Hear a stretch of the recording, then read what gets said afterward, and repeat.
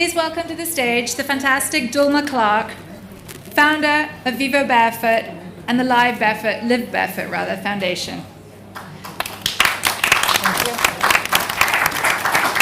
We also have with us Jeanne de Kroon, social and environmental activist in the sustainability movement and founder of Zazie Vintage.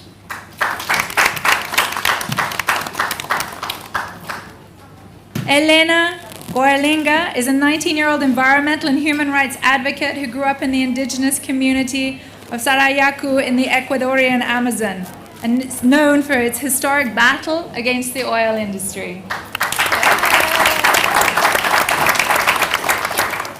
Aisha Sadiak, founders of Polluters Out, who are fantastic at holding the big oil companies to task. Welcome. And finally, Shia Bastida, organizer of Fridays for Future, who are, as we all know, sensational at mobilizing young people worldwide to hold our governments to account. Ladies, the floor is yours.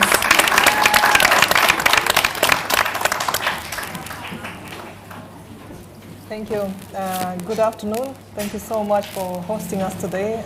The Extreme crew has been fantastic organizing the day and the whole schedule. It hasn't been easy to come together from all different parts of the world. But yeah, I'm extremely honored to be even sitting with you all on the same stage. So the first question would be generally for the audience, please do tell us about your background and what brought you to COP. And we'll probably start with you, Helen. Sure. Hi, everyone. My name is Elena. As you heard earlier, I come from an indigenous community called Sarayaku in the Ecuadorian Amazon. My people has been battling the oil industry since before I was born. So really my role here is just to follow the footsteps of my people and to make sure that the people that I have been fighting, that have always been in this fight, are actually represented and heard in spaces like COP. It's really, really important that people that actually are in the front lines are included in the discussions, because in the end, it's not just that our future is being negotiated, which is kind of funny, you know. We're here about the negotiations and how our future is being negotiated, but this negotiations is actually what is happening to our people right now, and not just only climate change, but actually what is causing climate change, the oil and, well, the fossil fuel industry. So these negotiations are actually negotiations about what is happening right now and what has been happening for decades to our people. So for me, it's really important that it's heard, and that's also why I'm not here alone. I'm here with many people from my community. I think we're about five youth from my community that are going to be attending COP, and it's really important that there is participation from communities like mine that have been there for decades fighting and fighting. Shia, you've probably been to COP how many times before? Just once. Just once. Wow. Okay. Yeah. What's your expectation from COP this time? Any sort of like main message would you like to pass to Extreme audience? Well, first of all, I think it's really important to notice how adults talk about COPs. They say, "Oh, remember you from Copenhagen? Remember you from Paris?" Like the fact that they can remember each other from other COPs, and they talk about COPs as places. And this is, my second COP. It's Aisha's first COP. I don't know, Helena, is your second or third COP. And we can't just wait for the next COP. And next year in Egypt, we can't just be thinking about COPs in a way that are just kind of these symbolic places and moments where things are not actually happening. So my expectations for COP, they're very clear. Our youth demands are very clear. We want indigenous people to be represented. We want indigenous rights to be protected, and not only for these lands and people to be protected, but to be listened, for us to protect Mother Earth as well. And that conversation is not usually had. The reciprocal aspect of knowledge and ancient knowledge, sacred knowledge, We want governments to commit to divestment, to start investing in renewable energy, to keep the 1.5 degree target alive, and not only alive, but for that to be the bare minimum that we actually achieve. There is a massive difference between 1.5 degrees of warming and 2 degrees of warming. It's 4.5 billion people more who are going to be affected by water stress, 4.5 billion people more who are going to be affected by heat waves, 500 million people who are going to be subject to just direct impacts of the climate crisis. So these things are real. They're not just numbers for us. They're things that we are already seeing. And right now we're inheriting 1.1 degrees of warming to future generations if we stop now. And we're not talking about 1.5 as something that is 0.4 degrees away. And every fraction of a degree matters, and leaders are not really talking about that. We want climate justice to be at the center of decisions, because if the new world that we're building is founded on the influence of the fossil fuel industry and their interests are being included so strongly, how are we actually going to have a sustainable, resilient, safe, secure future?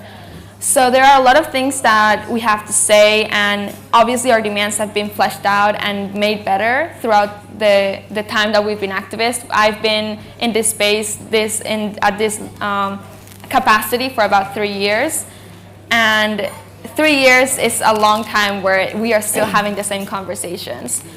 I know that history, when I read history books, they talk about years as days, basically. Things happen very slowly. But we can't have that luxury at this point. So those are my expectations for COP. Thank you very much. When you said that all the climate problems are real, I just wanted to say that I've been home for the first time in last 4 years to visit my family in Siberia, Russia, and I ended up in the middle of Siberian forest fires emergency. And basically, to be honest, I've never been, when you're hypothetically learning about stuff and you obviously care and all of that, it's completely different when you're actually in the middle of the emergency like that. When you have an anxiety attack, when you're really scared about your children, you've got, it's extremely, it's a real thing that's affecting real people. I don't know what's happening. Okay, apologies. Yeah, okay. Is it better? Thank you. So, Aisha, please tell us about your experience. And I've heard you speaking earlier, and a lot of things that, please share the audience about your road to COP. So, hi. Can you guys hear me? I think my mic's not working. Yeah, I think it needs to be slightly more. Is my mic working now? I don't think it's working. Yeah, just keep talking. It's gonna. Okay. My name's Aisha, and I wanted to actually start off with something that Helena said. I think it's quite ironic that we are talking about negotiations, because you can't negotiate with nature. You can't. And that's something that we, in parts of the world where, especially in the global north, I think we've developed this mindset of conquering, controlling, dealing with nature, when in fact, we need to learn how to live in harmony with it and as one. And these negotiations are happening, but the truth is you can't negotiate with a climate crisis. And we're reacting, we're not putting forward solutions that are taking into account what's going to happen next. We're not prepared. And because this is my first COP, I'm quite shocked at the greenwashing that's occurring. Helena and I started a group called Polluters Out in 2019. The main purpose of Polluters Out is to make the general public know who is funding the Conference of the Parties. It is quite mind-boggling to me that there are millions coming from Scottish Power and British Petroleum and Shell and Chevron to host the conference, the biggest conference that's supposed to solve the climate crisis. There's a huge conflict of interest. So I think my role for the next 7 days is going to be calling out truth to power time and time again. I don't feel intimidated by doing it, but you asked me what's my story. It's taken a lot of time for me to articulate my story. There are multiple things that make me who I am, but one thing that runs throughout again and again, and I realized, is there are names and addresses and people behind the climate crisis. It is not abstract. It is not just natural. Humans are causing it in very specific companies that humans are running. And they've affected my family. They've caused members of my family to die. They've caused members of people all over the Middle East to die.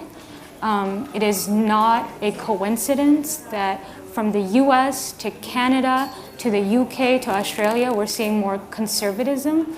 One wonders why governments are getting so ramped up about immigration and protecting borders.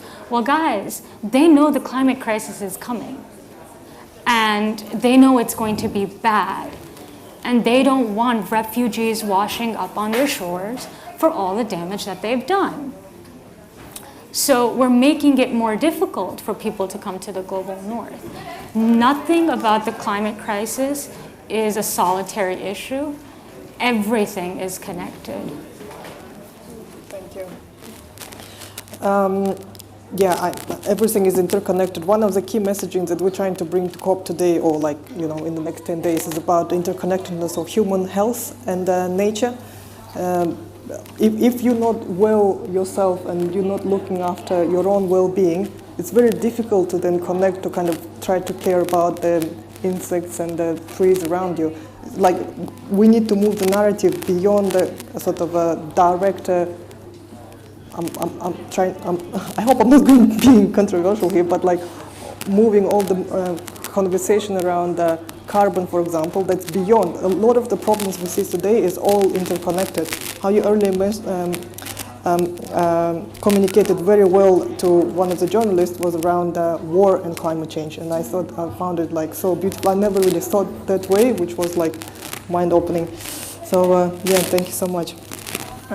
Jin, thank you for being here, old friend for many years. We share together ethical fashion background, in a footwear, in ethical apparel. Please tell us about your journey to COP. I wasn't expecting to go, but I think, there are so many lines here. I've been working alongside the UN Ethical Fashion Initiative, but also with the European Parliament on their legislation when it comes to sustainable fashion within the foreseeable future. And I think the main issue is that we are still functioning in a post-colonial supply chain where the fashion industry is the second biggest polluter. 80% of people in the fashion industry are women, although they only own 10% of global capital and 8% of land. Fashion is both land and labor, and what I've been seeing within the negotiations over and over and over again is that it's just a very few, mostly influenced by big corporates, that are making legislation that are not about people, but about supporting big companies that are already existing. So we're talking about recycled polyester, but we're not talking about the actual voices from the supply chain. So I think if I can bring anything to COP is to turn around and disrupt our post-colonial supply chain and actually start to listen to the women that know how to work with land, to know how to work in harmony with soil, that have ancestral practices alive, because there's a lot that we can learn from. In the end, we're in a crisis of connection. And when I would ask anybody in this room, what's your favorite piece in your wardrobe, it always has a great story. And we've shifted the gaze from the maker to the model, and therefore took away our inherent connection to anything that we wear. So if I can facilitate anything during this COP, it is to bring the focus back to the real superstars of the supply chain, to the women in the global south that are on forefront of the climate crisis, and to make leaders listen to that. Thank you. So I'm going to fire out 3 questions, and then you're free to respond to in any order you wish. 3 questions. So one is, what would be like one thing you hope to take out of COP? Second question is, there's quite a lot of young people watching Extreme Channel. What would be your one advice for how young people can connect to what we're talking about today? And third question would be, to keep going, to keep fighting. We're going to be in this space until the rest of our lives. What would be one thing you do to look after yourself? You can take any of these questions in any order and how you wish. Would you like to start? Yeah, sure. So this is a very hard question, I think, to think about what we can take out of COP, because I think we have high expectations for every COP, and every COP lets us down.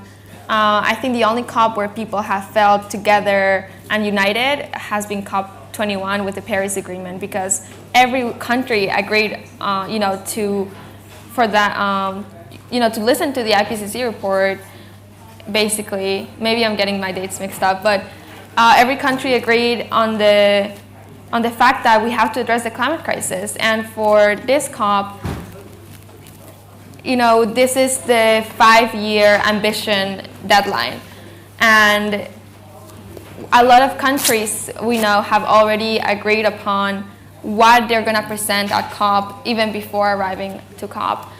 And I think that takes out civil society from the conversation a lot, because if countries have come already with a predetermined set of things that they're going to do, and they're not actually here to have conversations with people and listen to them and increase their ambitions. In the main plenaries where all the world leaders are and all the negotiators are, we are not allowed to go there. Even, it was such a hassle for youth especially to get accreditation, to find funding to come here, to get our visas, for those who have to get visas. And we are not allowed to talk to these people who are making decisions, who are negotiating our future. And that is just a disconnect about the purpose of COP, the purpose of bringing civil society together with government. So I think what I hope to see from COP is just an understanding of the vitality of sharing stories, the vitality of understanding that the climate crisis is not just data, it's also our lives. And when you tie storytelling to data, you actually make people understand the crisis in a different way. So I think that what we expect from COP is just actual ambition. We want the 1.5 degree target to be the thing that leaders, uphold. We want them to do everything possible for their country to stay in line with the 5.5 degree target. And we want for richer countries to increase the amount of money that they're putting into countries that, are at the front lines of the climate crisis. What would be your wish for all the young people, millions of people watching today this channel? I want young people to know that sometimes we don't see this as a space where we can be. We feel tokenized a lot. We feel like sometimes we're here just to say that there were youth present. But we do have that, the moral authority of representing future generations.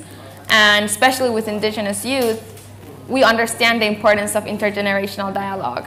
And it's been seen as divided, the old and the young, and it's been happening for many generations. The amount of times I see Gen Z be, picked up and kind of antagonized against, older generations is too many times. That shouldn't be the case. We don't want to be part of that narrative of pitting Gen Z against other generations. We want to be included in boards. We want to be included in decision making. We want to be seen as smart, capable people, not just people who scroll through social media all day on TikTok and all of those things. And these are tactics to getting the word out and people actually organize through these platforms. But we just really want people to know, and youth to know from all around the world, that we have to make our voices heard in a way that is more meaningful than what we have seen before. Thank you. Helen, what's your one wish for COP? What would you like to take out? What's your message to the young people, and how do you keep going? I think I've always said this, that we do not have the privilege of only caring about the climate crisis, but we also have to think about, oh, this is happening right now. We have mining companies coming in. We have an oil spill happening in the river. There's these double crises that are very connected, happening at all times. And in countries like mine, we don't really talk about it. In Ecuador, we don't really talk about it. There's an oil spill. There's no media is covering it. No one is talking about it. No one is even helping the people that are without water because this huge oil company just spilled some oil in their drinking water. So something that is really, really important to me is that we actually can start talking about what is causing the climate change. Yeah. What is causing climate change? Because yes, we can talk about emissions, we can talk about how global warming is happening, because we are seeing what is doing to different communities all around the world. We can see climate change right in my community, but we can also see what is causing climate change in my community. And that is something we do not talk about. We do not talk about the source of the entire issue. And I'm expecting at least the leaders of my country coming here and giving you very beautiful speeches, and it's going to sound great because they're going to tell you, oh, Ecuador is, we are, have, you know, the Amazon rainforest and we're protecting biodiversity. They are not, we are. And I hope that we can really, you know, start having a conversation about that so we can go home and say, okay, that is what they're telling the other countries, that's what they're saying on international platforms, but this is what the reality looks like. So we can actually have a conversation about the root cause of climate change. I think it's super important, and what gives me hope, I guess it's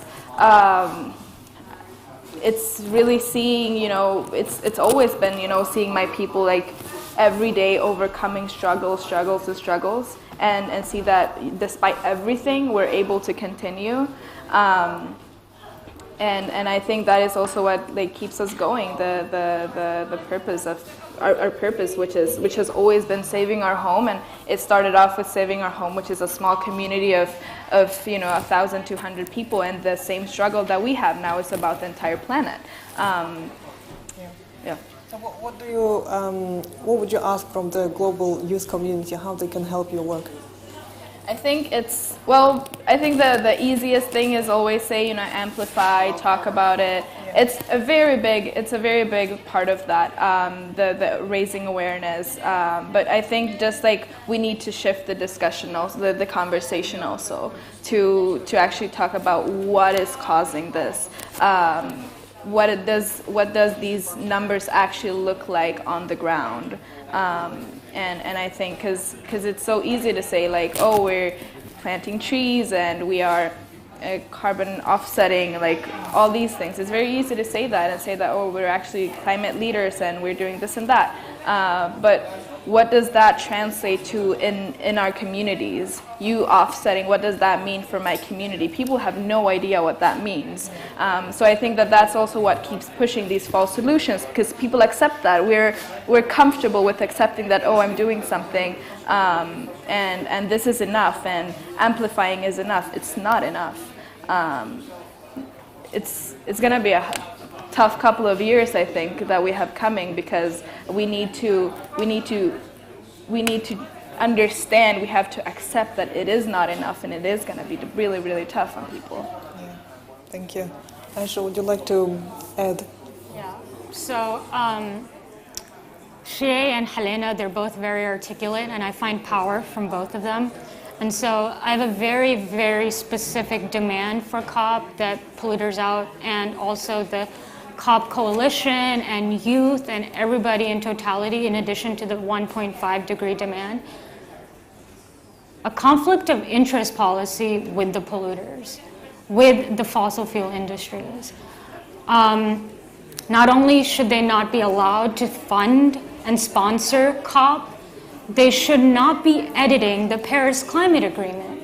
They're making line edits to articles that are giving indigenous autonomy, that are giving people the right to sue them. They are taking out the language like fossil fuels. Do you know that the Paris Climate Agreement, this is something I've learned from Xie, does not even have the word fossil fuels anywhere inside of it? Rhetoric matters.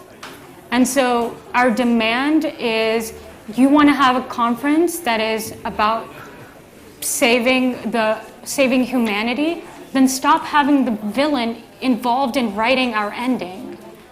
And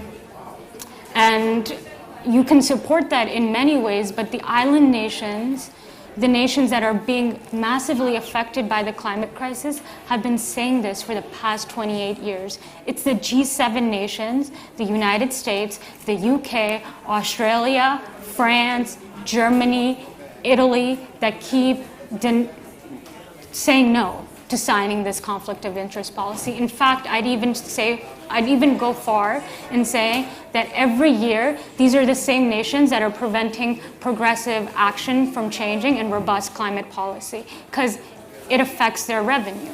Meanwhile, the Maldives will flood if we ignore the 1.5 degree demand. The island nations will flood. Pakistan this year reached 145 degrees Fahrenheit. I need you guys to understand what that means.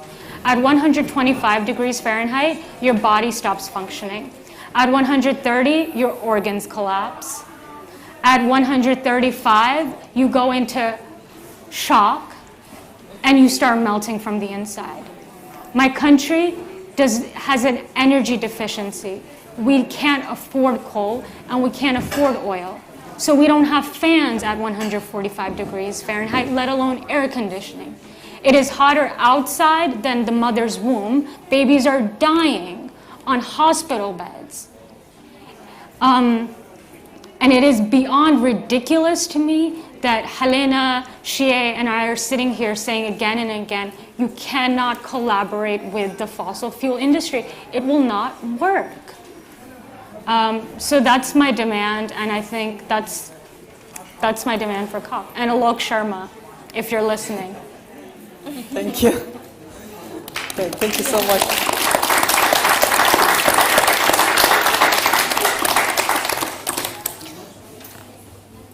Thank you so much for very powerful words. I'm just like feeling very overwhelmed. I understand the topic is extremely complicated and there's lots of different narratives and we get bombarded by all sorts of media news and it's extremely, extremely overwhelming. But to try to bring it back to like let's try to ground ourselves here.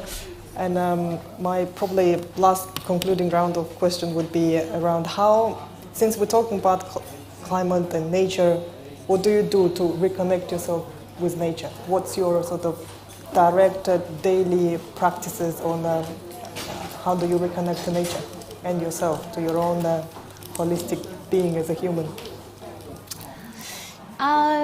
Yeah, this is such a good one because I grew up in the global north and I still very much believe that we first colonized our own lands before we took this to the global south.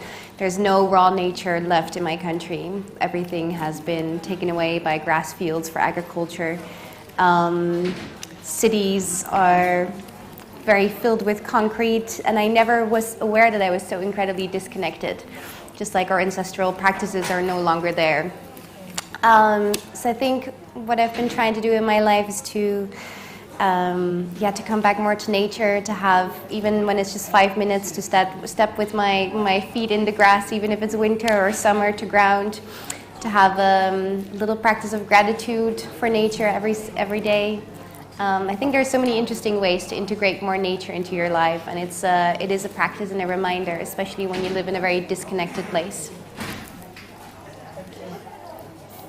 Do you have any practices that keeps you going? Yeah, so first of all, I would like to share that, one time I asked the question to a group of youth and I asked them, what would you say to world leaders? And one of them told me, why don't you ask them when was the point in which they stopped connecting with nature, stopped feeling that connection? And I think my answer to that question would be that they were never raised to connect with nature in the first place. And so, you know, it's very different from the way that I was brought up and that a lot of indigenous peoples were brought up, which is just growing up with that reciprocity and growing up with that connection with Mother Earth. And actually in Otomi, which is the language of the Otomi nation, is, you know, in Otomi, the word for skin is the same as the word for the outer layer of the earth. So when you hurt the outer layer of the earth, you actually hurt yourself. And you see just in indigenous language how connected we are with the world. And that is a sensibility that we don't have all around the world. And we are not saying, you know, to adopt indigenous practices everywhere, but at the very least, adopt indigenous philosophy, you know, just that thinking, that spirituality that is a lot more grounded in you know, the grounding principles of how we came to be as humanity. And a practice that keeps me going a lot is, you know, really asking myself, what is my purpose? And I think that's a very hard question for all of us, because sometimes I want my purpose to be, you know, just to be able to enjoy life, and I wanted to be a veterinarian before I heard about the climate crisis. And I can't be a veterinarian because we have to save the world, and that sounds very weird to say, and obviously we're not saying that, you know, us 5 in this stage are going to do that, but I don't want those hopes and dreams to be taken away from us, and the ability to be able to imagine new worlds and possibilities for ourselves, because we have to fight the battles that should have been won a long time ago. So my advice for people who want to connect with nature is to actually, you know, go outside and just give yourself a pause from the very fast-paced world in which we live in. And a lot of people say that we live in a time of the extremeness of the now, which is, you know, news, scrolling, shopping, you know, deadlines. But I actually think that we're not present enough, because we are not actually feeling the impacts that we're having on the world. So we have to be able to connect with that and process that into action. And action is very abstract, because right now I'm sitting, I'm speaking, I'm not saving anything, but there are people who have the ability to write legislation down that is going to protect the world, and we overlook that so often. We overlook the fact that people have the power to enact legislation that's going to limit air pollution, that's going to limit water pollution, that's going to limit land for the fossil fuel industry to come in and drill. Those are all things that can be written down and enforced, and both things have not been written down nor enforced. So these things that we're talking about are not abstract, and my biggest hope is that we stop talking about climate change as something that is abstract and big, because it's specific, it has results, and it has solutions. I cannot agree more. Thank you so much. Thank you. So any remarks around how you could, what daily practices do you do to center yourself, and any practices around reconnection to nature? Yeah, interesting question. I think that I was lucky enough to grow up in a place where that wasn't really an issue. That's exactly similar to me. Yeah, it's a funny question. But yeah, I think that's definitely the issue that we're having here. The society, the system that we live in is really based on not just exploiting nature, but exploiting people, and it's this vicious circle that goes on and on and on, and it really comes from a place of being very disconnected and of ignorance, of not knowing and not being able to feel. And I think that you know, all these world leaders that are making decisions, it's not really gonna happen if they don't have this shift in their of minds, of understanding, of consciousness. Because we can push for policy, we can do this and that. Just look at the Paris Agreement. Every country signed. Everyone said, okay, we're gonna change. And what has it changed? Not really. And it's because there is no will of actually changing. And it has to be, you know, for me, because I'm so passionate about saving where I grew up from, it's something that I do because I want to, I need to. It's something that I feel that my people has been working for generations and generations. If you ask a politician why they're fighting for it, they have actually no idea, because they can look at the numbers, they can look at look at the statistics, but they're not actually understanding the reality of it, and that is a sort of disconnection. And I think something that, you know, was taught to us in my community, and that we live with every day, and we take this into account in every decision that we make every day, which is also very important, that right now that we are living in the climate crisis, we need to keep in mind that, okay, we are living with the climate crisis. Every decision I make, I have to take into account that. And that also goes for politicians in policymaking, that every decision on every level, local, regional, national, international, has to be considering and taking into account the climate crisis. Anyways, but yeah, in my community, we grow up with this vision of not just in my community, in Domingo's community over here, in the Amazon, and all indigenous communities, with that nature is not something that we're opposite to, rather that's something that we are a part of. But not only a part of, nature is something that is living and that we're coexisting with.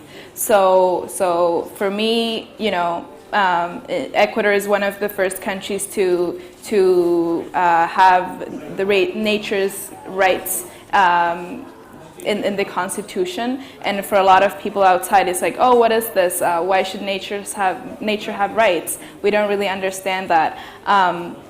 And what it basically means is that, you know, as humans have rights, nature should also have rights, because there are beings there, even though from a Western perspective it's really hard to understand what that being means. What does a waterfall being mean, or what does a mountain being mean? It's really hard to understand that if you never were taught that, if you were taught that everything is numbers and you know, the regular things that you're taught in school. And I think we need to start to accept that there is so much beyond this. It's not just about going out and, you know, and having some fresh air in the forest on your hike. It's a lot more. It's this deeper consciousness. And I think a lot of people have a lot of fear of talking about this, because on a stage like this or at COP, that is something that is looked like, oh, you know, nonsense.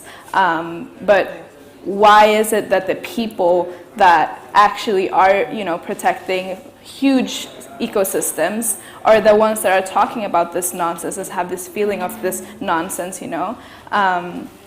It's a very ugly way of you know, ridiculating people, and when we say like, oh, that does not really matter. But I think what they're saying does not matter is what actually is keeping the Amazon alive.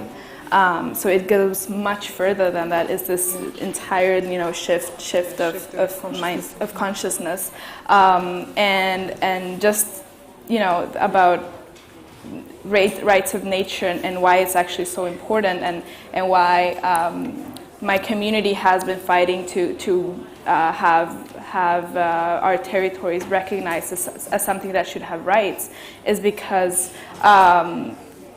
with the Living Forest proposal, which talks about this, is because, you know, as humans have rights, we can have our differences. We do not always have to be, you know, we do not always agree on everything.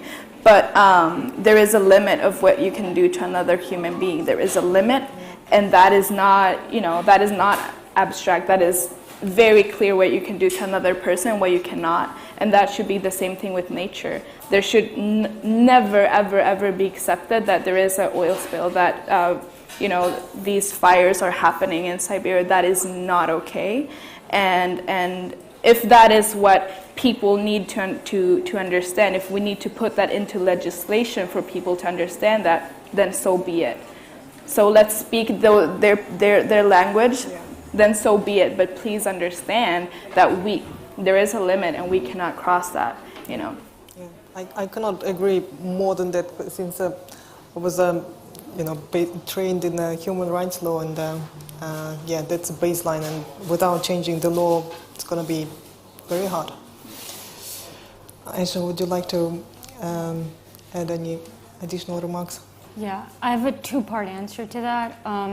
First, this is something, again, it's taken time to articulate, but I can't express the pain we're in. Those of us who come from communities that we've watched dissipate before our own eyes, there is immense pain that runs through me every single day to get on the stage and communicate this with you.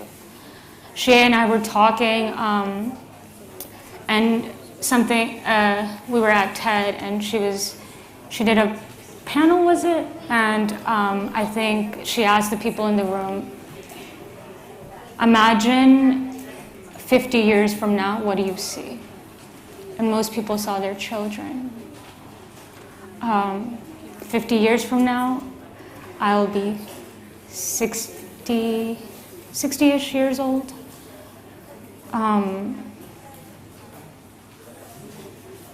But all of this suffering that I've witnessed and endured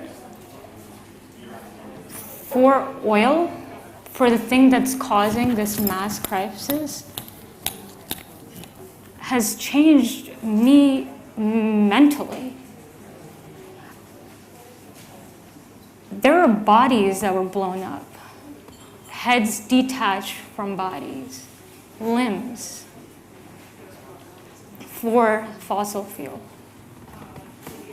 Children are washing up on the shores of Germany, Syrian children. There are wars happening affecting people who look like me, speak the same languages as me. And I sit here on the stage knowing that I can't do enough. And I'm motivated by guilt. That's the frank answer. I'm motivated by so much guilt because that could have just been me had my parents not won a lottery to come to the US. It's my family I have in the US is the only family I have. For 200 years, everybody comes from that area of Pakistan. So the pain is just so deep and immense, and it feels like there's a burden. And I'm asking people to bet on a tomorrow. I'm asking you guys to choose yourself and therefore invest in a tomorrow. And a little bit of it is naive. And a little bit of it is actually irrational because the science is telling us otherwise. If today we stopped our emissions and stayed at 1.1, there is still enough carbon in the air to get us to 1.5. People would still die.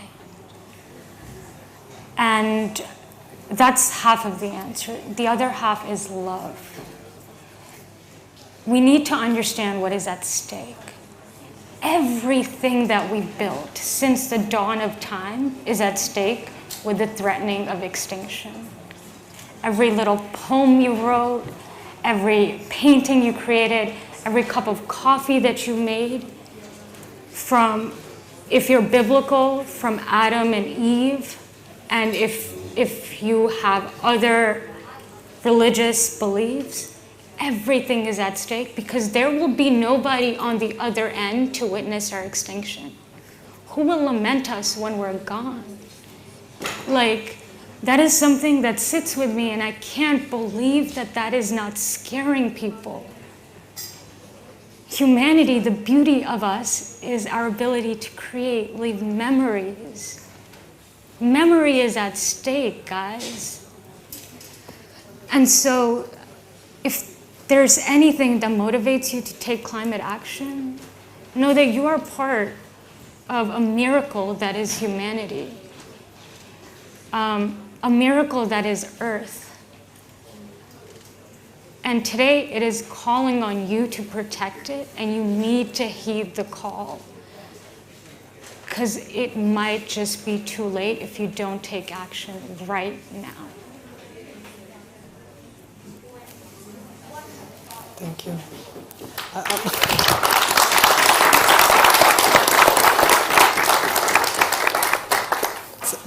Thank you so much, Aisha. It's beautifully said.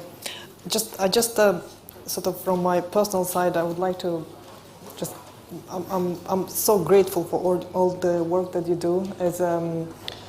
I'm just wearing tons of hats today, sitting here, and I don't even know where to start. Like as a human rights lawyer, or as an indigenous person, or as a mother of 2 small children growing up, and I'm scared for their future. As a social entrepreneur, there's lots of things happening, but then I'm listening to your voices and meeting you today. I'm very sure that we're going to get it done. It's our generation that's we've got the voice, and we've got bright ideas and strong brains, so to say. So yeah, let's keep going, and the fight is on. But let's stay all connected. Let's stay grounded and be more human. Thank you. I think that it's.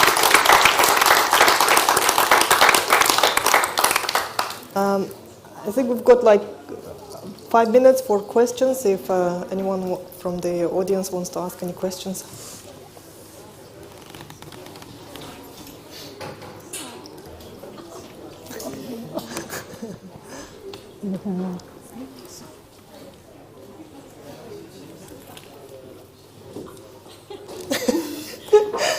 I'd like to apologise for all the people of the older generations.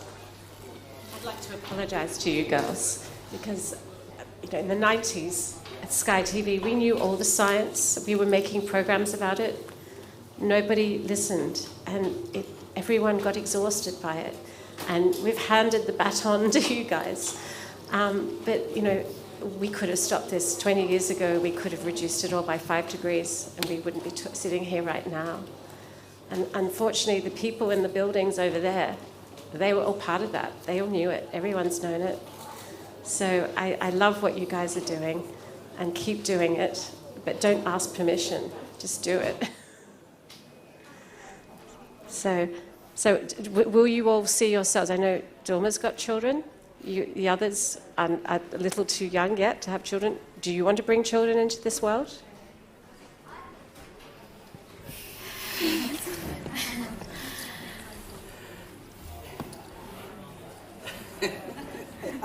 I can just quickly tell with children and myself, I'm 30 years old, but my husband got multiple sclerosis, so we didn't really have a choice to have children or not since he was going under chemotherapy.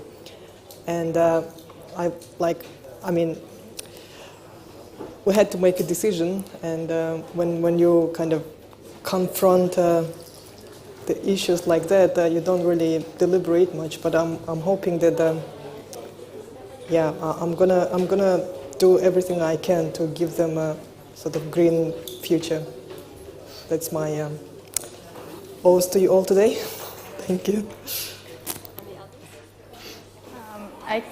I see myself in a lot of places. I think if I have children or not is not really relevant to where I will be in 5 or 10 years.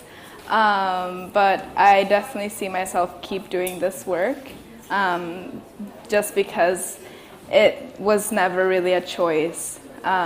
It's much of, I have this possibility to give a voice to my people. And I really want to keep doing that, and not just only me doing it, but be able to do it together with other peers from my community. Yeah. I don't know.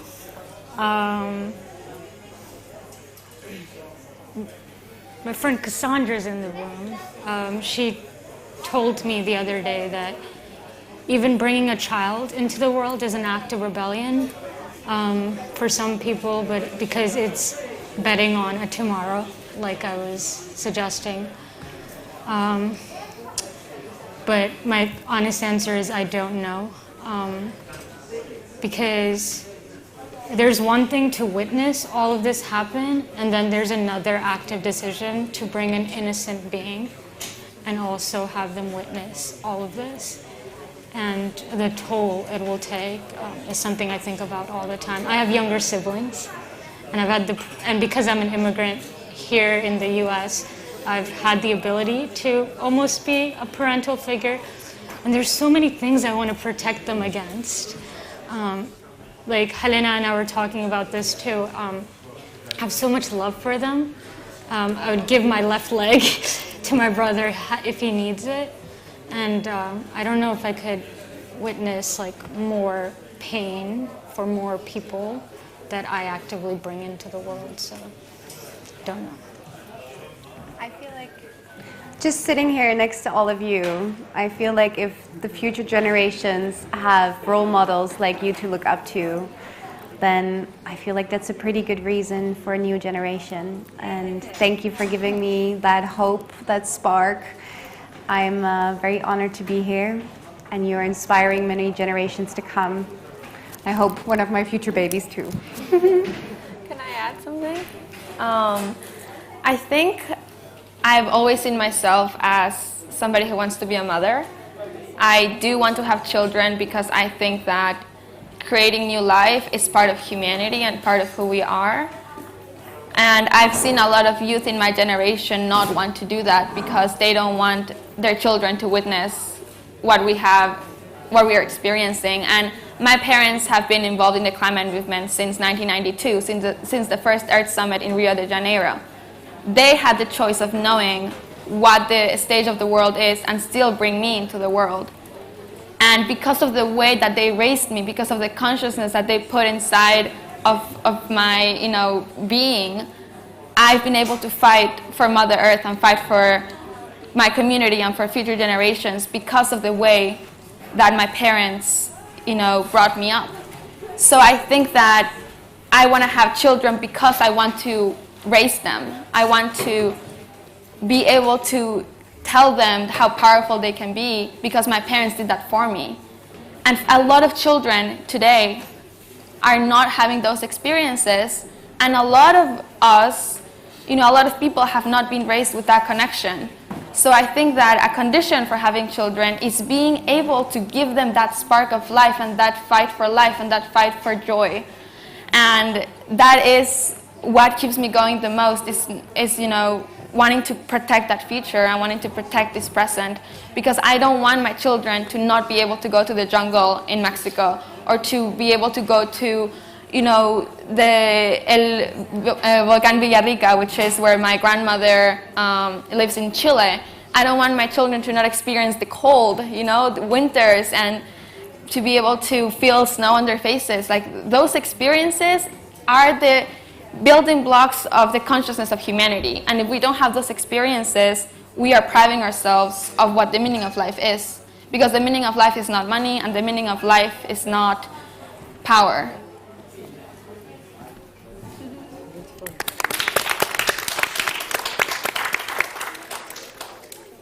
Thank you. Any more questions? Thank you. Yo quiero felicitar a las señoritas, dar ánimo. Lo que están haciendo, están proyectando a buen camino. I want to just congratulate you, young women, and to give you my encouragement and that you are on the correct path.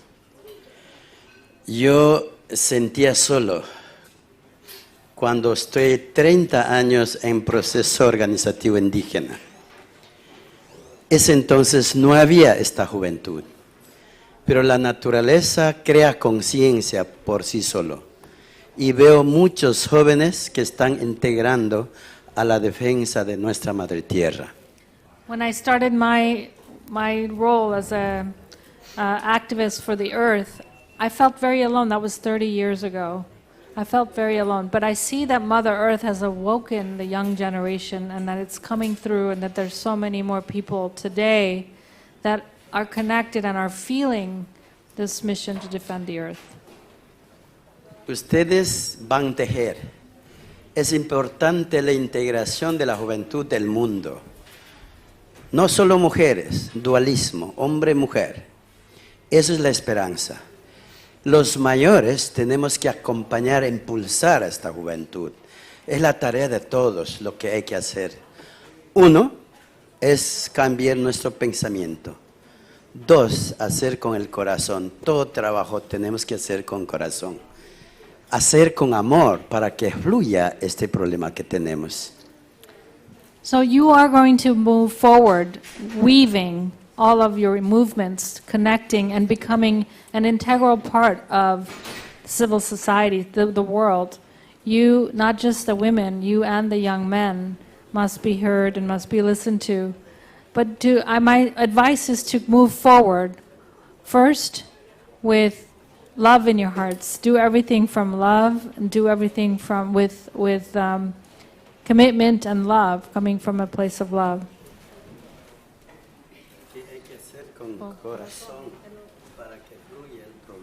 So you have to come from your heart so that the problem flows, so that the solutions flow from your heart.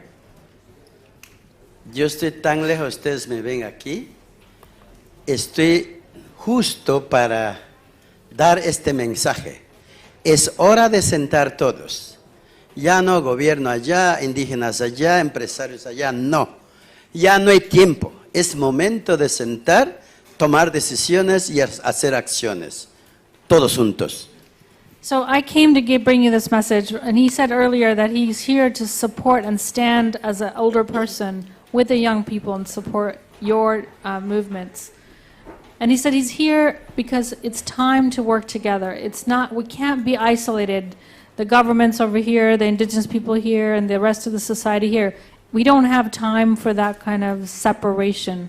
We have to come together and find holistic solutions together. Y ustedes merecen un buen premio desde ya. Espero que todos apoyemos a esta juventud y que ustedes sean ejemplar en el mundo. Muchas gracias. You all deserve to be recognized and awarded for what you're doing, and that the young people are rising together, and it's great to see. I wish you all the best. Thank you.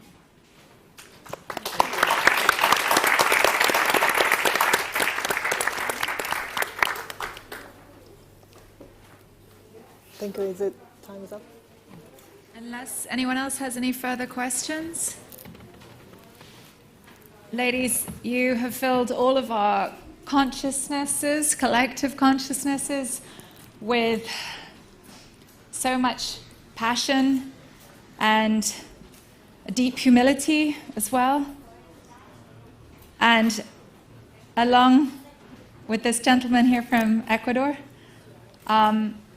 I applaud you and I thank you so much for coming and bringing the voices of people from all across the world together onto this stage to share with all of you wherever you may be.